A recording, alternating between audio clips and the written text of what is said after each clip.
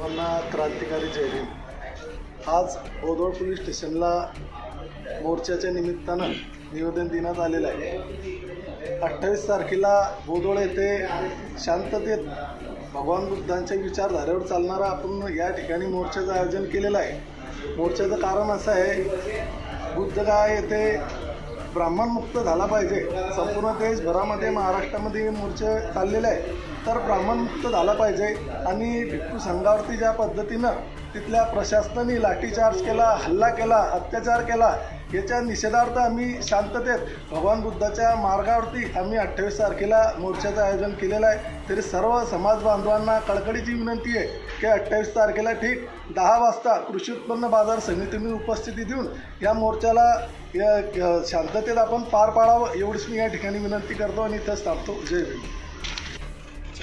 आज बोदवड पोलीस स्टेशनला आम्ही संपूर्ण बौद्ध समाज बांधव इथं आलेलो आहे आणि महाबोधी बुद्धगयाबद्दल इथं निवेदन पोलीस स्टेशनला देण्यात आलं आहे। उद्या दिनांक 28 मार्च रोजी सकाळी 10 वाजता आमचा बौद्ध समाज बांधवांच्या वतीने लॉंग मार्च विशाल महामोर्चा सकाळी निघत आहे। तर आम्हाला शासनाविरुद्ध हा एल्गार पुकारलेला आहे। 1949 BT ॲक्ट कायदा व महाबोधी बुद्धगया हे ब्राह्मणमुक्त व्हायला पाहिजे, त्या संदर्भात या आंदोलनात विशाल मोर्चा महामोर्चा निघणार आहे। तर हे समाज बांधवांना आम्ही कळवण्यात येत आहे की सकाळी 10 वाजता सर्वांनी महामोर्चामध्ये सामील व्हावं। जय भीम, जय शिवराय, जय भारत, जय संविधान।